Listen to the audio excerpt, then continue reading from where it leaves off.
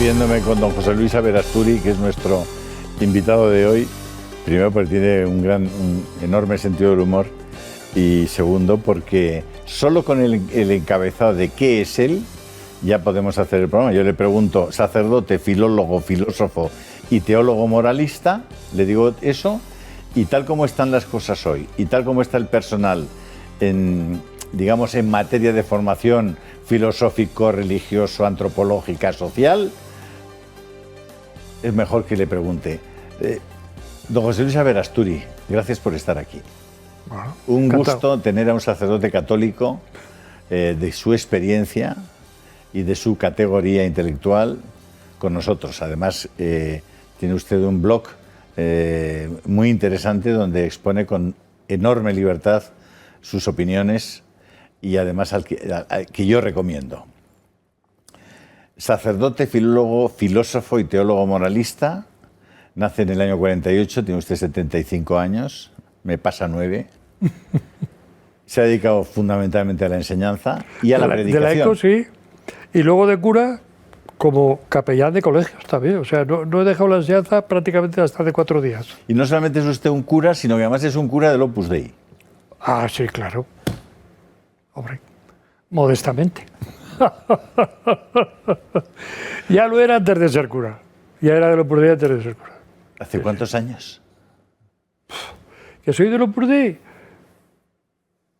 52. Y sacerdote, 43. Y usted ha dicho repetidamente, a ver si es verdad que lo ha dicho, si 100 vidas tuviera, 100 veces sería numerario y 100 veces sería sacerdote. Sí, lo he dicho y lo he escrito. Sí, lo he escrito. Porque es así. Y se ratifica. Sí, sí. Y no porque haya nacido cura o del Opus Dei, que no he nacido de ninguna de las dos cosas. Yo nací pequeño y arrugado como todo el mundo. Pero sí, la vida me llevó a esto y, bueno, el Señor. ¿Y qué es en el año 2023 estamos, creo? 23. ¿Qué significa ser sacerdote en la España del año 2023? Pues, si me permite, yo ahí distinguiría dos cosas. Una, ¿qué debería significar? Y otra, ¿qué significa? Porque no es lo mismo.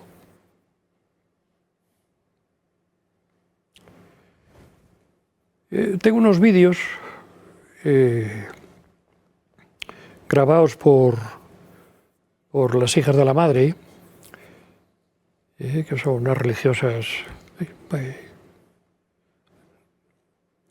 hijas, por decirlo así, del padre Rafael, ¿verdad? Y que graban, porque su apostolado es dar doctrina, y me grabaron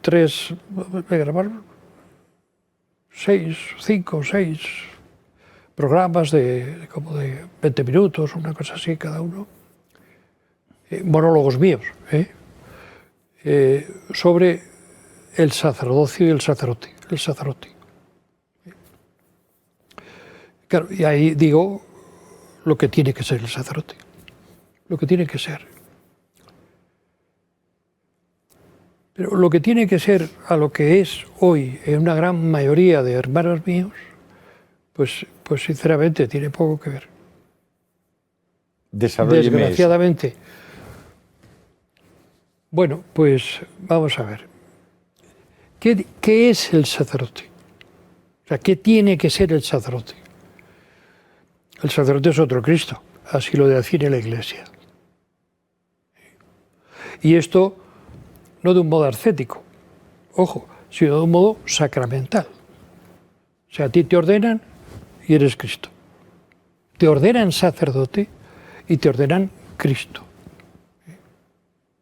Por eso puedes hacer lo que ha hecho Cristo, lo que ha dejado a Cristo en su Iglesia, o sea, lo que es la Iglesia. Porque la Iglesia sin sacerdotes no existe. Como no existe sin Eucaristía. Por eso el Jueves Santo el Señor instituye la Eucaristía, lo primero. Instituye el sacerdocio católico. Y por eso funda la Iglesia. En este orden. en este orden. Funda la Iglesia. Eso es el Jueves Santo. Luego la Iglesia echa a andar el día de Pentecostés. Pero el sacerdote, otro Cristo. ¿Para qué? Hace de esto memoria mía. Memoria no es recordatorio. Como cuando una persona fallece y hacemos como una fotico, ponemos el nombre y tal y cual, y damos un recordatorio. La misa no es un recordatorio. La misa es Cristo, presente entre nosotros hasta el fin del mundo. Es la actualidad de toda la vida de Cristo en medio de nosotros, hasta el fin del mundo. Y eso es el sacerdote, por eso el sacerdote se ordena para la misa. Así se nos enseñaba al menos antes. A lo mejor hoy se nos ordena para ser disc-jockey. Oye, que los hay. O para ser, pues no sé.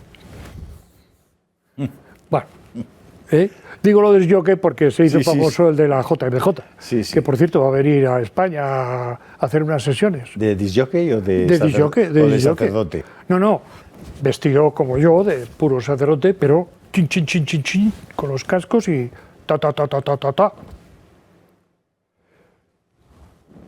Yo, sinceramente, en mi época, cuando íbamos a ser ordenados sacerdotes, a nadie se le ocurría que iba a acabar siendo disc-jockey. Es usted un poco antiguo. Yo soy antiguo, claro, 43 años de cura son muchos años. Por eso digo, pero esto es lo que tiene que ser el cura. Y tiene que aprender de Cristo todo lo que tiene que hacer en su vida. Porque si no lo aprende de Cristo, lo aprenderá de los Rolling Stones, por ejemplo. Y no voy a poner más ejemplos porque no... ¿Y no cree usted que el sacerdote de hoy, por lo que veo, esté, digamos, asumiendo esa idea en sus propias vidas? No, al sacerdote hoy lo que le han enseñado es que es propio de su sacerdocio la creatividad. Incluso para la misa, que ya es lo último. Pretender ser creativo en la misa ya tiene mérito. O ya es tener pocas cosas dentro. Yo hablo con toda libertad. A eso aspiro haciéndole la entrevista. Yo no vengo aquí a hacer el paripé, ¿no? Y digo, esto es lo que está pasando, ¿no? Una creatividad que empezó por dejar los hábitos, por ejemplo, la sotana en el caso de los sacerdotes, o las vestes de los religiosos y de las religiosas, etcétera, etcétera. Todo. ¿Pero qué pasa? ¿Que el hábito se hace al monje o qué? No, el monje lo hace los votos, que tú proclamas ante la autoridad competente. Pero la vestimenta hace mucho, porque la vestimenta te recuerda siempre lo que eres. Es que si no acabas teniendo media docena de queridas, ¿no? Claro. Digo media docena para que nadie se sienta aludido, ¿no? Porque me imagino que no va nadie con seis queridas, ¿no? ¿Me explico? O sea, no hace al monje, pero le ayuda a ser monje, porque lo recuerda, como al cura, el traje talar, antes la sotana, pues te recuerda lo que eres. Tú es sacerdos in aeternum, secundum ordinem Melquisedec. Entonces, lo que primero que tiene que aprender el sacerdote, después de saber lo que es cómo tiene que manejarse. ¿Y cómo tiene que manejarse? Como Cristo, que es nuestro modelo. Si para todos los católicos el modelo es Cristo, para un cura eso no es que sea el modelo, es que es su vida, es que si no, pues dedícate a criar vacas, ¿no? O sea, es que no, a pastorear vacas o ovejas, digo yo que sí. Pero no a ser cura, porque eso es muy serio. Entonces, ¿qué es lo primero que hay que aprender de Cristo? Lo primero que hay que aprender de Cristo, yo lo lo puntualizo en como 2 o 3 frases de Cristo que me parece que marcan la pauta. La primera es, non mea voluntas, o sea, no se haga mi voluntad. O sea, el sacerdote no viene a imponer nada. Otro día me comentaba un amigo mío que un cura le había prohibido la comunión en la misa porque se arrodilló y puso la boca para comulgar. El cura le dijo, así no te doy la comunión. Ese cura no sabe lo que es ser cura, por ejemplo.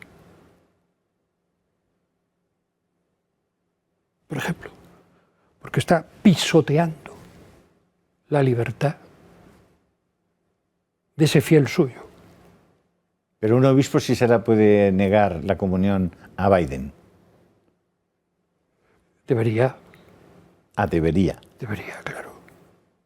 Pero en eso los obispos de Estados Unidos, la inmensa mayoría, están que no hay que dar la comunión, pero siempre, esto lo escribí una vez en un post del blog que tengo, que siempre vas a encontrar, en la iglesia siempre vas a encontrar, o un obispo, o un cura, o un religioso, que va a firmar todas las tonterías que tú quieras que firme. Por eso los obispos de Estados Unidos, que han dicho públicamente que ellos no le niegan la comunión a Biden. Cuando es el mayor o de los mayores propagadores y financiadores, ojo, financiadores. Porque no es propagador de propaganda de boquilla, no, es que suelta pasta gansa, ¿no? Y además hace leyes en favor del aborto. Una persona así no puede comulgar. Y si se acerca a comulgar, porque no sabe ni lo que está haciendo, pues el que da la comunión, que es el que tiene la responsabilidad, porque es algo público, si es una persona que está rejuntada y eso no es público, y se acerca a comulgar, yo le doy la comunión. ¿Qué culpa tengo yo? Yo no soy Dios. Ser Cristo no me hace Dios. No sé si me explico. ¿Usted no le da la comunión al que está públicamente rejuntado? No se le puede dar la comunión. Pero usted bendeciría una unión de homosexuales, como hacen en la Iglesia alemana. Yo no puedo bendecir el pecado, ni una situación de pecado estable. Entonces, ¿qué está pasando? Porque bueno, pues está pasando lo que está pasando. Uno de los dos no están en lo cierto. Es que o los obispos alemanes no están en lo cierto, o usted está equivocado. Lo que está pasando es lo que se ve a veces en las películas de mafias y de estos de México y de Colombia y tal y cual, de cárteles, donde tienen todo un altar dedicado a la diosa muerte. Con sus velas, con sus crucifijos, con sus rosarios, con la Virgen de Guadalupe, con no sé qué, pero la imagen central es la muerte. Y rezan para cargarse a ese tío, y a ese otro, y a ese otro. Claro, eso no es ser católico, ¿no? O sea, al tener ese altarcico no te hace católico. Ya, pero si el Papa, que es el máximo, es el que manda, no les dice nada, ¿quiénes somos nosotros para decirles algo? Pues bueno, pues somos, vamos a ver, cuando la autoridad competente... Espere, le voy a dejar que respire un poco porque le estoy poniendo... No, vamos a publicidad un par de minutos y se lo piensa. Muy bien, muy bien.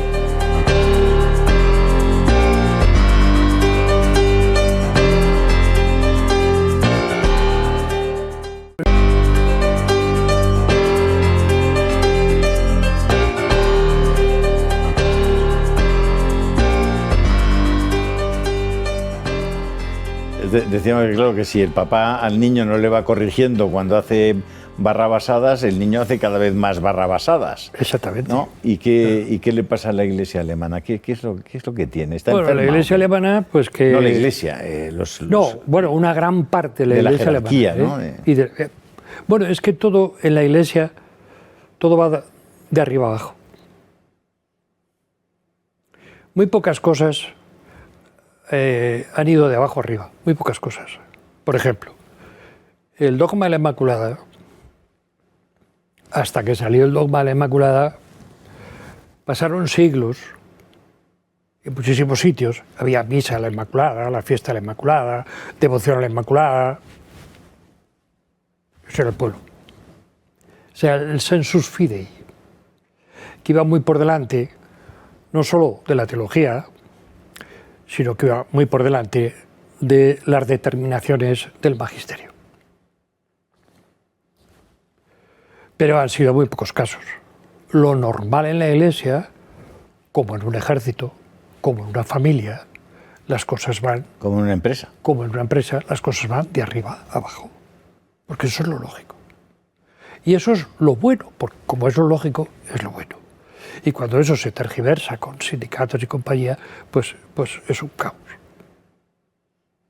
Es un caos. O sea, se engaña a la gente. No sería la primera empresa donde han trincado a los del comité de empresa, que se han forrado y la empresa ha cerrado. Y los han forrado para poder cerrar la empresa con el consentimiento de los sindicatos, ¿no? Que han acallado la voz a la gente. Claro. Entonces, en la Iglesia ocurre lo mismo. En la Iglesia las cosas van de arriba abajo y es lo lógico.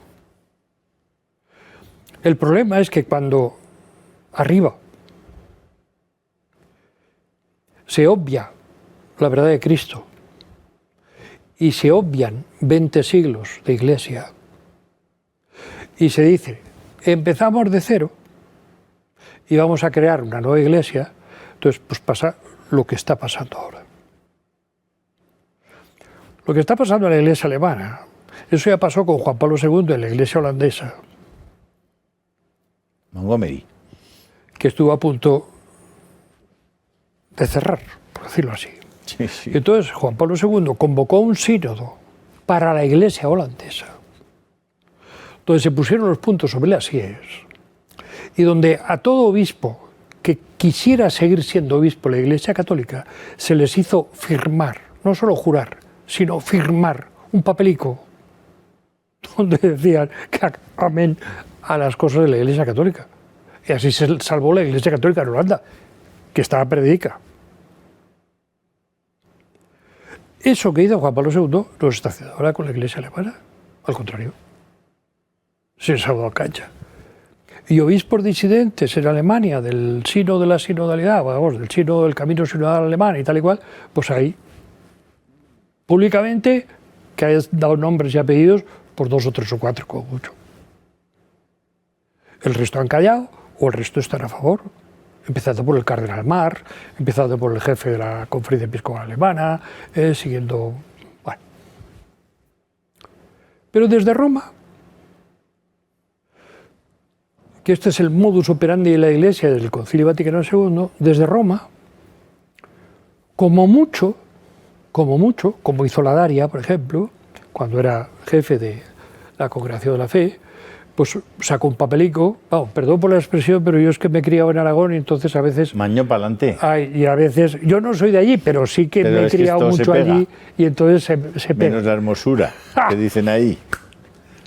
Pues entonces sacó un papel de la Conferencia Episcopal, de la Doctrina de la Fe, diciendo, mira, es que esto y esto y esto y esto no es negociable. ¿Qué caso han hecho? Ninguno. ¿Por qué? Porque desde el Vaticano II las cosas ya no se imponen, sino que como mucho se anuncia lo que debería ser, pero la Iglesia es madre y no puede dar capones a sus hijos, ¿no? Que deja que la verdad se acabe imponiendo por sí misma. No conozco ningún caso, pero bueno. Claro, así estamos. Que un obispo dice A, otro dice B, otro dice C, otro dice D, otro dice E. Y ninguna autoridad dice, no, mira, es que lo único que es válido es el C. Todo lo demás no vale para nada. No es católico siquiera. Eso lo digo yo muchas veces en mi blog.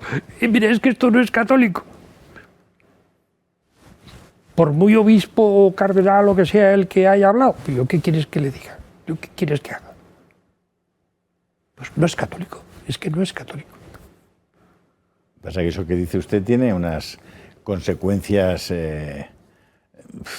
no sé si se las podemos llevar hasta el final, las consecuencias de lo que usted dice. Sí, ¿sí? Es que hay que llevarlas. Es que hay que llevarlas. Mira, por encima de un cura en una parroquia está el obispo. Por encima del obispo está el Papa. Y por encima del Papa está Cristo. Bueno, en la Iglesia, Cristo nunca nos va a dejar solos. Él siempre va a estar, como siempre está. En los sagrarios todavía está, porque ya no están todos. ¿Que un obispo se echa al monte? Pues con no hacerle caso. Pues ya está. Ya está. O sea, siempre encontrarás obispos. Siempre encontrarás obispos. Ahí tienes Reispla. Yo llevo 5 años yendo a una parroquia en Alcalá, una parroquia de las periferias, por usar una terminología al uso, porque es un barracón.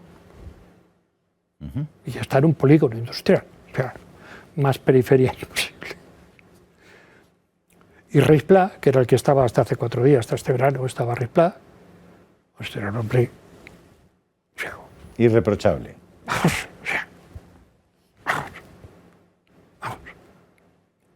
Por eso tuvo que pasar 2 o 3 veces por el juzgado, por denuncias que le habían hecho. Por el tema de la reversión. La progres al uso por lo civil, la progres por lo civil. Tuvo que ir al juzgado y el juez dijo, no, se acabó. Ahora, ya se puede usted ir a casa. Pero siempre, como siempre vamos a tener sacerdotes. Siempre. A muchos no podemos ir. Oye, yo a veces veí de gente, cosas de parroquias, y digo, pues chica o chico, pues vete a otra. ¿Qué quieres que te diga? Pues vete a otra. Que no tienes ninguna obligación, ni de esta ni de esta, no. Quieres libre para ir donde te dé la gana. O sea, donde te dé la gana y donde tú te encuentres a gusto y ya está, ¿no? Y si lo que ves es lo que oyes, pues no. Pues vete a otra. ¿Para qué quieres estar ahí? Vete a otra. Porque hay curas, volvemos a lo del principio, que ya no saben lo que es ser cura. Decíamos que lo primero que tenemos que aprender de Cristo no es mea voluntad, no sea mi voluntad. Esto es lo que dice Cristo, no sea mi voluntad sino la tuya, referido al Padre.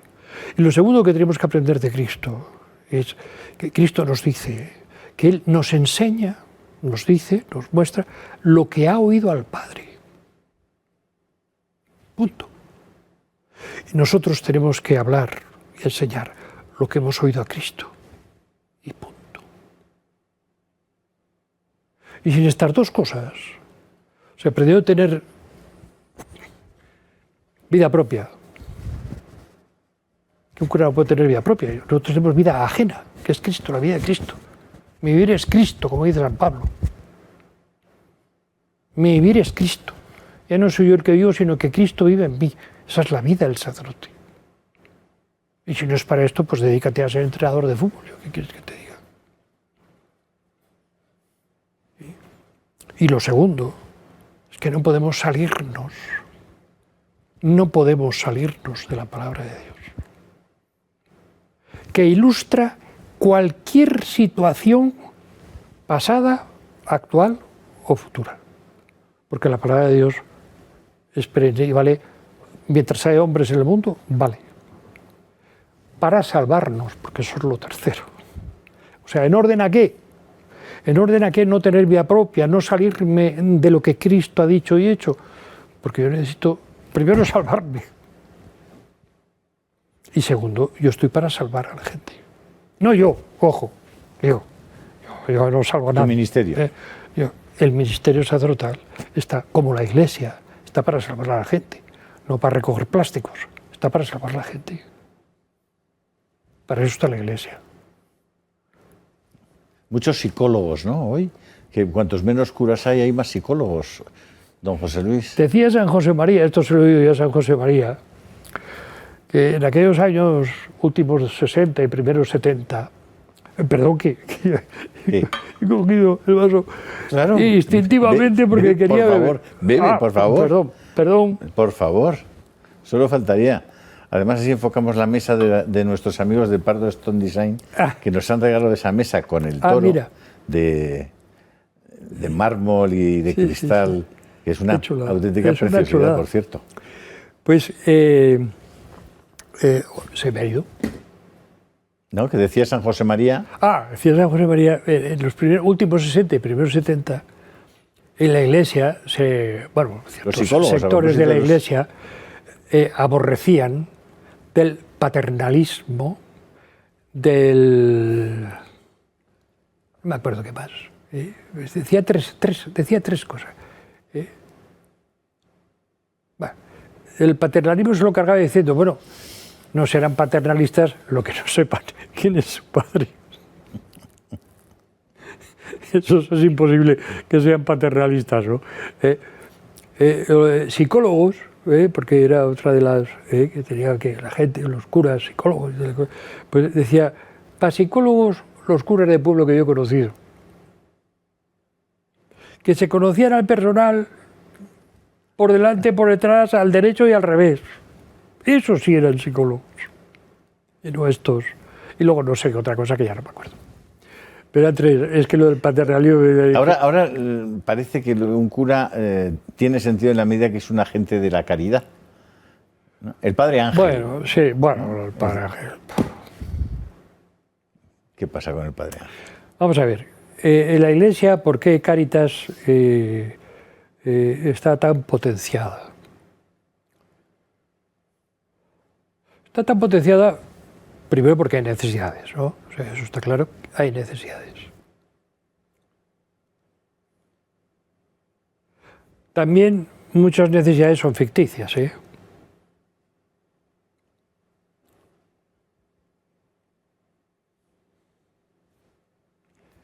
En fin. Aclárelo muy bien. Bueno, pues vamos a ver, hace 40 años, 40 o 50, pero vamos, no en el siglo XII, no, hace 50 años, pues en la familia se vivía con el sueldo del marido, la mujer no trabajaba y tenían bastantes hijos.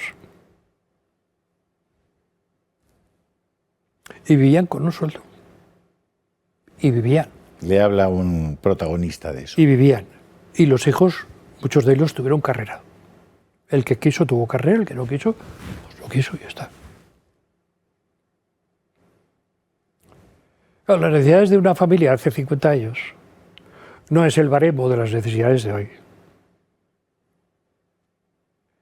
Entonces, por eso digo, claro, si tú te acostumbras a tener casa en propiedad, a tener todos los electrodomésticos, a tener 2 coches y 3 teléfonos móviles. Claro, y luego dices que no te da para pagar la luz,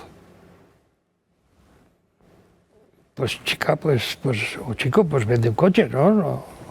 O vende el autobús, ¿no? Que no pasa nada, ¿no? No, pero hay que darle dinero para el recibo de la luz porque, claro, una familia de riesgo, pero ¿qué es una familia de riesgo? Eso no hay ningún riesgo. ¿Qué riesgo hay hoy? ¿Pero por qué se potencia tanto Cáritas? Pues se potencia Cáritas, porque Cáritas se ha convertido en la cara visible de la Iglesia. ¿Porque la otra cara no es presentable? ¿O porque la otra cara no quieren presentarla? La otra cara no existe. España no es católica.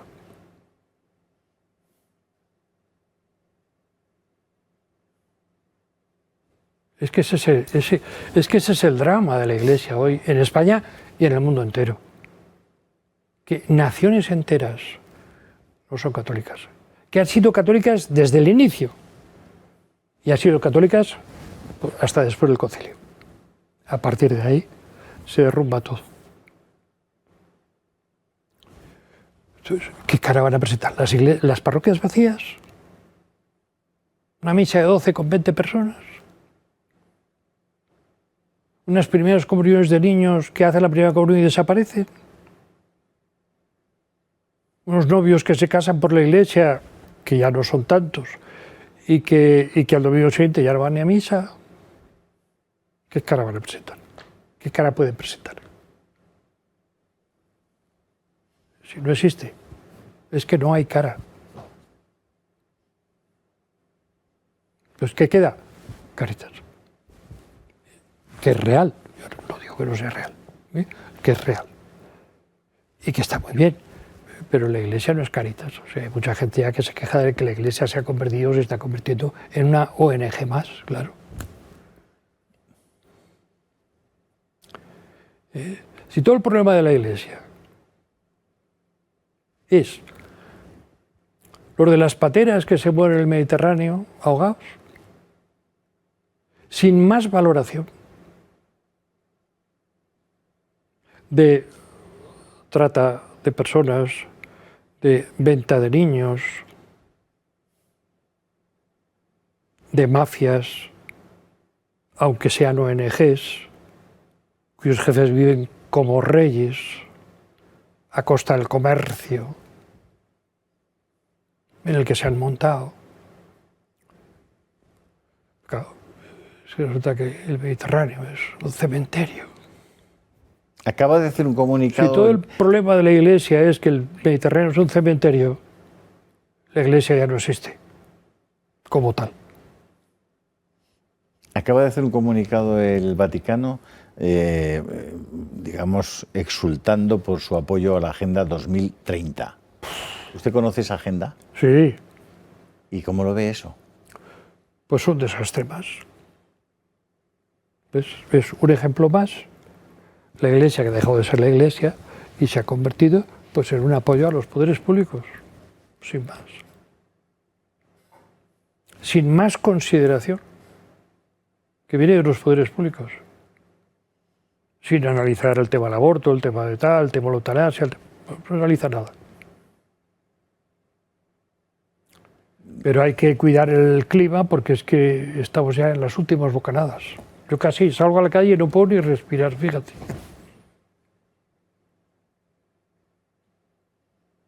Si esto es la Iglesia. Yo digo misa todos los días, yo no me dedico a esto. Voy a dar unos ejercicios ahora este fin de semana en Valfermoso de las Monjas, pues porque me han pedido que vaya a predicar. Voy a predicar a gente, a laicos, gente, hombres y mujeres. Yo me dedico a ser cura, yo no tengo tiempo para el cambio climático. Aparte del cambio climático hay todos los días. Por la mañana está fresco, por la tarde hace calor, por la noche hace más fresco que por la mañana. Bueno, digo, ¿qué cambio climático? Pones el tiempo en Madrid hoy y verás cómo la temperatura va cambiando a lo largo del día. Es un cuento. Es usted un reaccionario. Es un cuento chino, ¿no? Es usted un reaccionario. Es que está en contra de todo lo que... Sí. De todo lo que... ¿No? De todo lo que está de moda. De todo lo políticamente correcto y eclesialmente correcto, sí. Es muy difícil encontrar un cura que hable con la libertad con la que usted habla, ¿eh? Porque claro, bueno, no solamente es lo que dice, sino lo que significa lo que dice. Es que, vamos a ver, es que yo me creo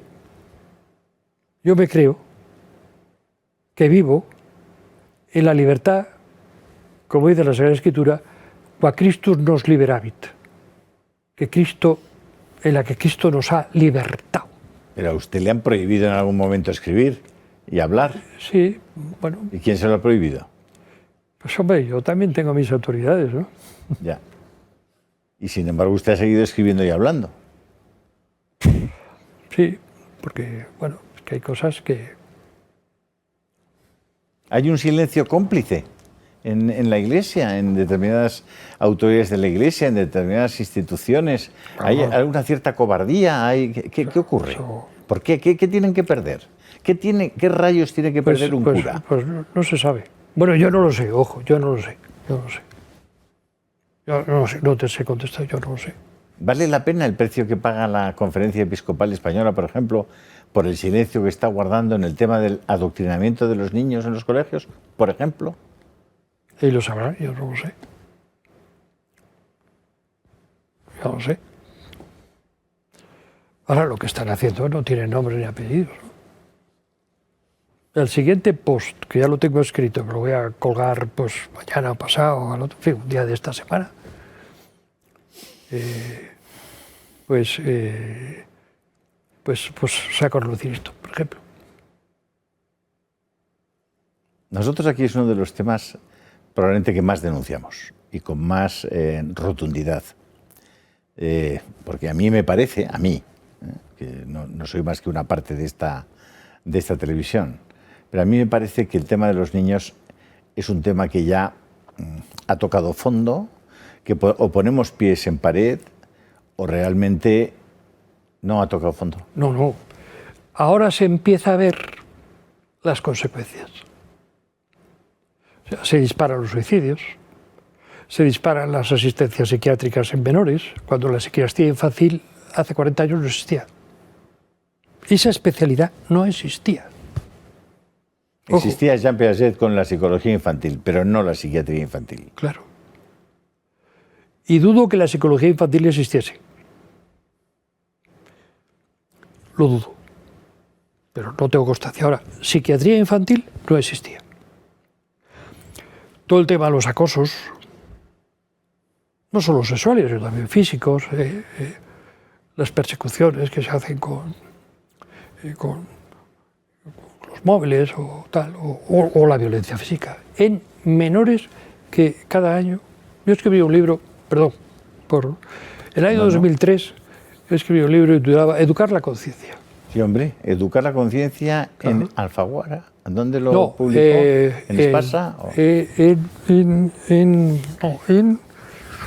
Lo digo para que lo podamos buscar. Sí, pues es Educar la conciencia en Rialp, me parece que era en Rialp. Hay una colección que era colección Hacer Familia. Ah, y puede ser que esté todavía colección Hacer Familia. en el Corte Inglés, o se puede encontrar. Pues no lo sé. Bueno, ahí escribía... Hacer familia y educar en valores, ¿no? Hacer familia, me parece que era Hacer familia. Y ahí escribía que, con datos, lógicamente, de algún año anteriores, que los jóvenes empezaban a enganchar pues, el sexo, la droga, el alcohol y tal, pues a los 16 años, por poner una ficha, donde se empezaban a enganchar, quiero decir, empezaban a darle antes, pero ya enganchados, que todos los fines de semana, pues vamos a poner 16 años. Pero es que los datos oficiales que han salido hace un mes o un mes y medio en España, es que los chavales, chicos y las chicas, se empiezan a enganchar a los 12 años. Enganchados. A las drogas. A las drogas, al alcohol, al sexo. A los 12 años. O sea que han empezado mucho antes.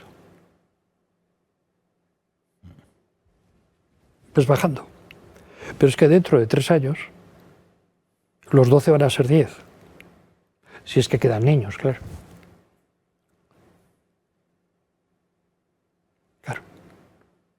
Padres, maestros, políticos. Claro, la Iglesia. Claro, la Iglesia. Claro, que ha desaparecido. Mira. El otro día un cura con el que tuve oportunidad de desayunar me decía, bueno, es que desde el púlpito no se puede hablar de política. Estas cosas. Pues yo le decía, hombre, pero yo hablo de moral. ¿Por qué no insistís en el tema de la protección de los niños? Específicamente el tema de la protección de los niños y de que no se puede hacer lo que se está haciendo en los colegios, en los institutos.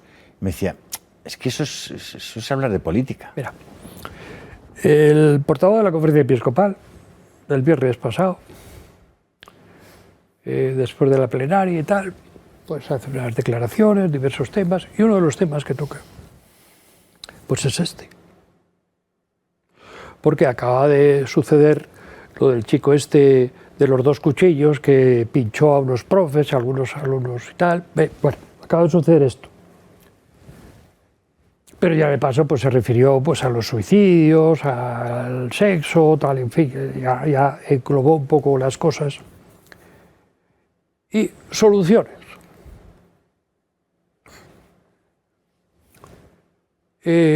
Tenemos que hacer una reflexión profunda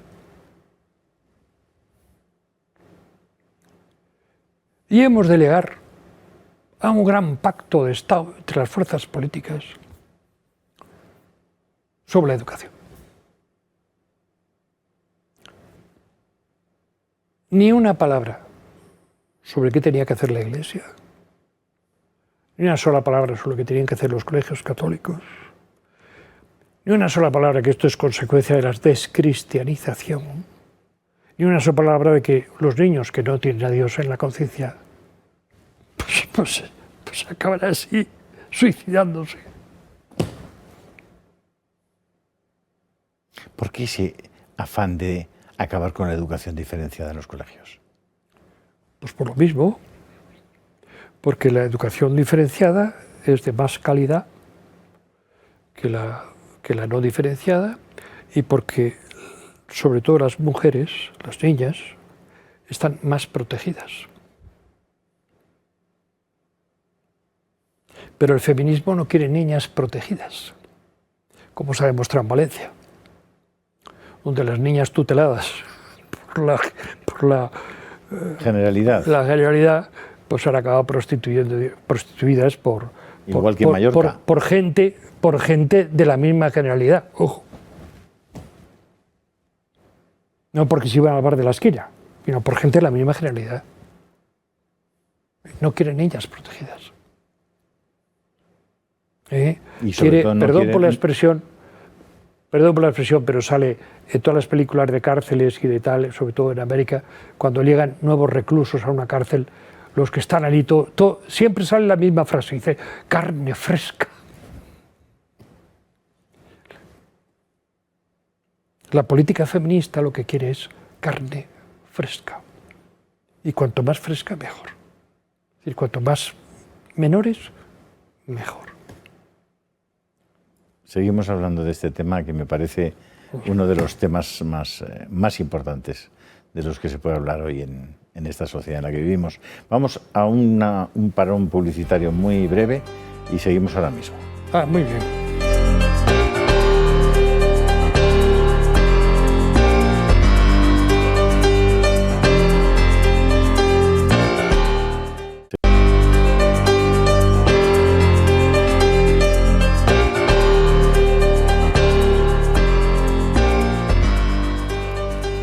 No vamos a perder el sentido del humor a pesar de que muchos de los temas que tocamos pues tienen una trascendencia para las personas evidente y una trascendencia que convierte muchos de esos actos y muchas de esas realidades en asuntos que corrompen a las personas y que les hacen un daño evidente, un daño objetivo. En un momento determinado afirmaba usted, don José Luis, ¿por qué cuesta tanto que la sociedad vea que el demonio existe? Se preguntaba usted.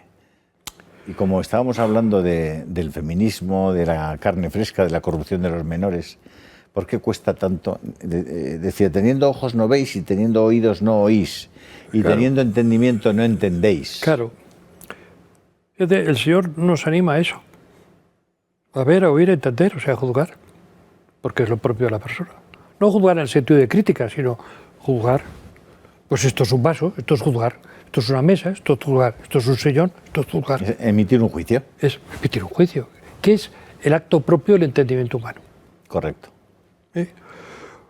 Lo que pasa es que se le ha dado esa vertiente. Crítica, digamos. Crítica en el mal sentido de la palabra, porque todo juicio es crítica. Correcto. Correcto. Pero en el sentido peyorativo de la palabra crítica. ¿Para qué? Para callarte la boca. Para callarte la boca. ¿Por qué no se quiere ver al demonio? ¿Por qué no se ve al demonio? Porque no se quiere ver. ¿Por qué no se quiere ver que las políticas de esta y esta y esta son nocivas? Porque no se quiere ver, no se quiere juzgar así.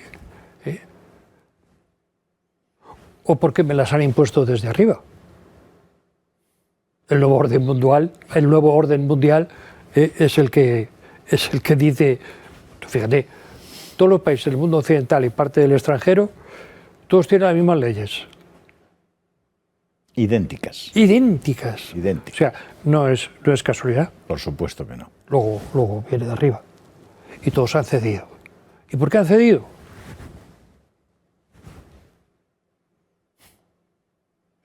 La ideología no existe sin el bolsillo lleno. Solo se puede dedicar uno a la ideología cuando está forrado. Ningún pobre se dedica a la ideología. Primum vivere. Por ejemplo. Por eso ser comunista siendo rico, joder, eso está chupado. Eso está chupado. Eso está chupado. Ahora, y con eso se juega. O sea, la masonería, con el apoyo del marxismo y con el apoyo de las filosofías nihilistas, pues han llevado a esto. Por eso, todas estas políticas se manejan con un solo criterio. A ver, ¿qué dice la Iglesia sobre esto? Pues entonces nosotros lo contrario. ¿Cómo que el aborto es un pecado y que no se puede? Ahora mismo, ley del aborto. ¿Cómo que la eutanasia? No, ahora mismo, ley de la eutanasia. ¿Cómo que la mujer? Ahora mismo, feminismo. ¿Cómo que libertad? Estamos en la sociedad occidental, estamos metidos en un campo de concentración. Todas las noticias que nos llegan son todas negativas para meter miedo a la gente. La mentira es el sistema político-social y ahora también eclesial. Bueno, fue muy llamativo que las iglesias durante el COVID famoso se cerraron. Cuando el gobierno lo había dicho. No. Lo dijeron los obispos. Que ninguno, escribí yo varias veces. Bueno, perdón por citarme, pero escribí varias veces. Esto es la realidad, están ahí mis escritos. Escribí varias veces. Ningún obispo tiene autoridad para cerrar las iglesias. Ningún obispo. Es un abuso de autoridad. Ni a la hora de las mayores persecuciones de la Iglesia se cerraron las iglesias porque el emperador ponía soldados, tropas o las derribaba. Sí, sí. Pero entonces, ¿qué hizo la Iglesia? Las excavó. Por eso nacen las catacumbas. En épocas de peste, San Roberto Belarmino, obispo santo, jesuita por cierto, santo. Cuando religiosos y curas empezaron a largarse de las ciudades en lugar de atender a los moribundos por miedo al contagio, este señor obispo, que luego fue santo, San Belarmino, San Roberto Belarmino, escribió un papelico, escribió un edicto diciendo, vamos a ver, al siguiente cura o fraile que se vaya de su ciudad por miedo al contagio, queda excomulgado. A los que se han ido ya, si no vuelven a sus sitios, quedan excomulgados. Ahí se acabó la huida. Aquí no se permitía atender a los mayores cuando estaban moribundos en las residencias ni en los hospitales. Las iglesias cerradas. No podían entrar los sacerdotes. Las iglesias en los hospitales. cerradas, ni sacramentos, ni nada. O sea, eso no tiene ningún obispo potestad para hacer eso en la iglesia. Eso se ha hecho. Tienen una responsabilidad de eso que ocurrió. Murieron muchas personas solas, por ejemplo, sin poder... En Alcalá, el señor obispo nos dijo, aquí no se cierra ninguna iglesia. Ninguna parroquia se va a cerrar. para que la gente esté más cómoda y se ponéis los papelicos en los bancos de que distancia y tal y cual, pues si podéis, poner más misas. Y nosotros en nuestra parroquia pusimos más misas. Teníamos 3 por la mañana y 1 por la tarde.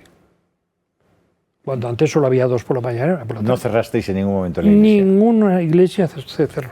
Ninguna parroquia en Alcalá de Henares se cerró. Ninguna. Ninguna es ninguna. Porque el señor obispo dijo que no se cerraban las iglesias. Porque no tiene potestad para cerrar las iglesias. Como no tiene potestad para decir que los católicos se quedan sin sacramentos. ¿Esto qué es? No ha habido, la verdad es que no ha habido una crítica por parte de la jerarquía de la Iglesia respecto a ese comportamiento, porque es verdad que la mayor parte de la gente que murió eran personas mayores, como nosotros, eran personas que en muchos casos estaban solas en las residencias, cuando no en los hospitales, y se prohibió materialmente que los sacerdotes acudieran a darles los últimos sacramentos y a atenderles en ese último momento, en el momento de la muerte. A mí eso siempre me dejó perplejo, porque no entendía que no hubiera sino una, digamos, una orden contraria, en el sentido absolutamente contrario, es decir, es dedicar todo vuestro esfuerzo y vuestro tiempo a atender a los moribundos, que era lo propio del sacerdocio. En algunos sitios, aquí en España, en algunos sitios, al menos en Madrid, en algunos sitios, los sacerdotes que atendieron a esta gente se fundaban el mono ese, mono ese de anti tal, como los enfermeros, o como los médicos, pues, y los atendían así. Pues muy bien, siempre hay soluciones. Pero no se hizo. En muchos casos no se hizo. En algunos casos se hizo. El cura que quiso. Siempre. ¿Qué le puede pasar a la Conferencia Episcopal Española para no... que es gente formada en general, que han estudiado, que se lo saben, que además son sacerdotes, es decir, que tienen una vocación clara y muy determinada? ¿Qué les puede pasar para que estén actuando de esta manera con el poder público? Pues, yo no sé lo que les pasa por dentro, porque yo no me puedo meter en la conciencia de nadie. Pero, bueno, yo veo lo que les pasa por fuera. Lo que les pasa por fuera es esto. Es decir, es esto. O sea, ni una sola palabra a la hora de denunciar y de hacer propuestas, pues, para corregir este desvarío de la juventud, vamos, de los críos. Pues ya ni siquiera no son jóvenes, que son menos niños. De jóvenes, es que son niños. Ni una sola palabra eclesial, porque las palabras del portavoz de la conferencia las podía haber dicho pues Pedro Sánchez. Fíjate tú, que están las antípodas, digo yo, que estarán en las antípodas del portavoz de la conferencia episcopal.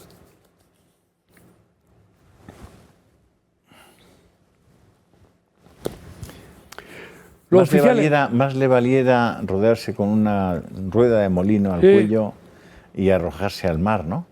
Sí, eso que lo dice escandalizaré a uno de mis pequeños. Eso lo dice Estamos escandalizando mucho a los niños. Sí, sí. Mucho. Bueno, los niños no se dan cuenta porque es que ni van a las catequesis, ni las catequesis, pues habrá, las catequesis de primera comunión es colorear al Señor, y en el mejor de los casos, cuando llega la Pascua, es decirles que Jesús es la luz.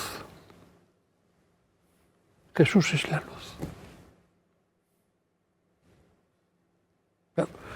No me extraña que salga el relator del sínodo, de la sinodalidad, puesto por el Papa, diciendo pues hace 2 o 3 semanas, diciendo que en Europa, está hablando de Europa, en Europa ya la palabra Dios no se entiende.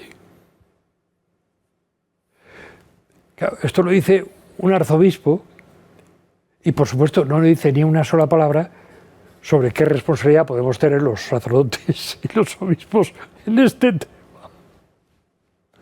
No, simplemente señala que inocentemente como que no va con él. Él solo es arzobispo de la Iglesia Católica y que no lo hicieron ayer, ni cura antes de ayer, sino que debe llevar ya 30 años o 40 o qué sé yo, los que llevará en el gremio. No, pues en Europa ya la palabra de Dios no se entiende. Entonces, pretender una iglesia como la de antes y tal y cual, pues ahora, pues eso, hay que ir al Pusillus Grex. Ya tiene mérito. Un señor arzobispo, relator del sínodo de la sinodalidad, puesto por el Papa hace unos meses. Todo esto tiene algo que ver con el cambio que ha habido en el tema de la liturgia, en ese empeño desde la más alta instancia de la Iglesia de evitar ese misal romano, por ejemplo, de evitar las manifestaciones litúrgicas, digamos, más enraizadas en la tradición. ¿Qué ha pasado con eso? ¿Por qué esa feroz batalla contra, creo que se llamaba Custodes Traditio, ¿no? Sí. No sé si es un motu propio. Pues no lo recuerdo, pero vamos a ver. O sea, el Concilio Vaticano II hace tabla rasa de todo lo anterior con la Iglesia y se mete a poner los pilares de la nueva Iglesia. Porque lo viejo ha pasado, hay que construir lo nuevo. Vale. Entonces se pusieron todas las bases teóricas, o sea, doctrinales. Porque eso la Iglesia lo asumió como doctrina. Aunque dijeron que era un concilio pastoral, lo cierto es que solo se hizo doctrina. Y la pastoral quedó reducida a quitar las excomuniones, quitar las penas canónicas, quitarlas, no quitarlas en el listado, pero sí en la práctica. Y construir todo de cero. Por eso se cambia la liturgia, lo primero. Porque hemos quedado que si la Iglesia la funda el Señor después de la institución de la Eucaristía y del sacerdocio católico, así nace la Iglesia. Porque sin esto no hay Iglesia que valga. Pues entonces, ¿qué es lo primero que hay que cambiar? La liturgia. Segundo, la formación de los curas. Y lo tercero ya caerá por su propio peso, como ha caído. Como ha caído países enteros. Que ha sido, que su ADN era ser católico. Era ser católico. O sea, tan católico que hasta no sé qué rey en España, las aprobaciones para publicar un libro, por ejemplo, iban desde el censor inmediato hasta los censores de la Inquisición o hasta el obispo correspondiente que daba permiso, pero el último que daba permiso para publicar un libro sobre religión era el rey de España. Y mientras el rey de España no ponía el sello, ese libro no se podía publicar. ¿Por qué? Porque un rey de España era el valedor de la catolicidad de España, de la España católica. Porque España era católica y no sabía ser otra cosa. Y por eso se embarcó en América y por eso se embarcó en las guerras de religión, mal llamadas de religión. ¿Era católica o era cristiana? ¿O eran las dos cosas? No, vamos a ver. Vamos a ver. Yo es que siempre digo católico. ¿Por qué? Porque hay mucha gente que se llama cristiano y el cristiano no tiene ni la fe. No digo la fe, sino ni la fe. La fe la de primera católico. letra de cristiano. No la tiene. O sea, no es cuestión de nombres. ¿Pero qué diferencia hay? Vamos a ver. Hasta que no llegan los protestantes y antes los anglicanos, todos eran cristianos. Porque no había otra cosa. O sea, o eras cristiano o no eras cristiano. Seguidor de Cristo. Exactamente. Pero, cuando en Europa se separa la mitad de la Iglesia, con Lutero y compañía, y antes en Inglaterra se han separado los anglicanos, Se sigue llamando cristianos. Entonces, desde entonces, la Iglesia fue derivando en exclusiva a lo católico. Porque el propio credo así lo reconoce. Creo en la Iglesia una santa católica y apostólica, pues no cristiana. Agarrándose a eso. Va a las esencias. Y la a esencia la es universalidad, católica. digamos. Las esencias son católicas, es católica. La Iglesia es católica. Que significa universal. Claro. Ojo. Entonces, yo siempre digo católico. No vayamos a confundirnos. Ya no se utiliza católico, muy poco. Pues Se utiliza cristiano bueno. por alguna razón. Probablemente la escultura que se ha recuperado en las salas del Vaticano de Lutero tiene algo que ver con eso. Escribí sobre eso también.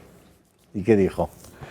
Pues dije, hombre, presentar a Lutero a estas alturas, que se llevó a la mitad de la Iglesia de Europa, como medicina de la Iglesia, pues bueno, es una forma de ver, pero vamos, una forma de ver, en mi modo de ver, bastante desgraciada, ¿no? Claro. Sí, medicina de la Iglesia es que se te lleve media Iglesia. Es que todo es así, ¿no? Es que todo es así. Hay muchos curas que piensen como usted. No lo sé. Sí te puedo decir que bastante clero me lee. Eso me consta. ¿Te cuento una anécdota? Sí. Mira, el jueves pasado estaba yo en Talavera, donde voy varios días a la semana, casi todas las semanas, a ayudar en un colegio ahí. Colegio de niñas, por cierto, solo de niñas. Y voy ahí a ayudar al capellán porque es un colegio que tiene pues, 700 niñas. O sea que no tiene niños ni en el parvulario. Ni en el parvulario tiene niños. Ese colegio lo llevan monjas, vestidas de monjas, con vocaciones, la mayoría de edad jóvenes, una maravilla. Bueno, pues y yo vivo, cuando estoy ahí esos días en Talavera, vivo en la residencia sacerdotal de Talavera, un sitio apropiado para un cura. Entonces fui a desayunar el viernes por la mañana, antes de venir aquí a Madrid, fui a desayunar y bueno, ahí el desayuno es abierto, quiero decir que puede ir uno cuando quiera. Hay gente que va a madrugar mucho, otros que tal, pues que depende de la situación de cada cura que está allí, ¿no? Entonces yo fui, pues no sé, sería a las 8:30 o por ahí. Y estaba desayunando, en la misma mesa, estaba desayunando un sacerdote residente, ya jubilado y tal y cual, pero un tío está muy bien. Y otro cura, bastante más joven que yo no lo conocía. Y pues me arrimé a la mesa. Todo el comedor era la única mesa que estaba ocupada, pues yo me arrimé. Hombre, ¿qué tal? Buenos días. Ya aprovecho y tal. Y dice el residente, dice, hombre, José Luis, te voy a presentar, mira, aquí fulanito, que es cura, que es obispo de una prelatura, me dijo el país, pero yo no lo voy a decir, en Sudamérica, y nada, pues nada, nos presentó y le digo, él se levantó, estaba sentado, se levantó y digo, José Luis Averasturi, le digo yo, José Luis Averasturi. Me dice, Averasturi, ¿tú eres el que escribe?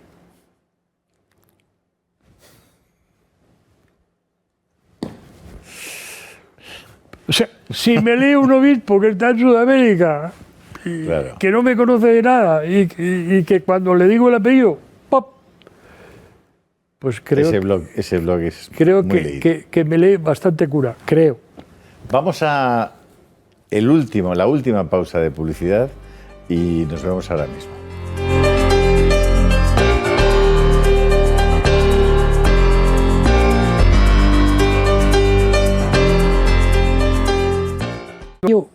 Que tiene la persona humana sin Dios no se llena ni chutao. ¿En qué parroquia está predicando usted y celebrando misa? Pues yo voy todos los domingos a Santa Teresa de Jesús, en Alcalá de Henares. La parroquia de Santa Teresa de Jesús, que es un barracón. Sí, por cierto, que nos haría falta perricas porque ya nos ha dado permiso el ayuntamiento para edificar. Porque vamos a empezar, Dios mediante, en enero, empezamos a construir la iglesia. ¿Y a qué hora celebra usted misa el domingo allí? Bueno, yo voy allí a confesar a las 10:30, 11 menos cuarto. Y digo misa a las 12:30. Parroquia Santa Teresa de Santa Jesús. Teresa de Alcalá.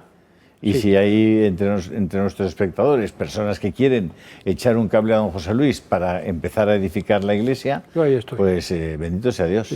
Sí, porque es que tenemos ya unas pocas perricas, porque vamos meses... Perricas, con perricas caramelos, que dicen los maños. Perdón por las expresiones, pero es que Que yo, va, que va, que yo va, estoy hablando que va. como en mi casa, perdón. Hace usted muy bien. Ya. Esta es su casa. Y entonces llevamos ya pues casi un año, pues que hay parroquianos que yo mismo tengo una, ¿cómo se llama eso? Una cosa, una asignación mensual, ¿cómo se llama? Sí, una asignación mensual. Una asignación mensual pues para la parroquia. Y una suscripción, Sí, una suscripción mensual, pues hay suscripción, o uno coge un sobre y lo da, digo, como quiera uno, ¿no? Pero ya tenemos unas pocas perricas y el banco nos va a dar también un crédito, vamos, en fin, con cierta liberalidad en los números. Y Contaba probablemente... Santa Teresa, a propósito de eso, que usted se acordará, de alguien que había fallecido, que era un rico, y que Santa Teresa a su familia decía, mira, justamente por esa donación está en el cielo. Bueno, ¿Se acuerda de eso o no? es que la Escritura dice que la limosna cubre la multitud de los pecados. La limosna. Aquel rico no era tonto, sabía lo que hacía. Hombre, es que si eres tonto, no te haces rico. Don José Luis, gracias de verdad. Bueno, gracias a vosotros. Un diálogo, una conversación deliciosa. Perdona que le he provocado en algún momento, pero yo soy un provocador irrefrenable. Soy un poco vehemente, pero yo es que, hablando de Dios, es que, o sea, yo no sé andar con diplomacias, no sé cómo decirte. Digo, muchas gracias. Gracias, don José Luis. Muchas gracias. Hasta el próximo programa. Espero que lo hayan disfrutado. Seguro que sí.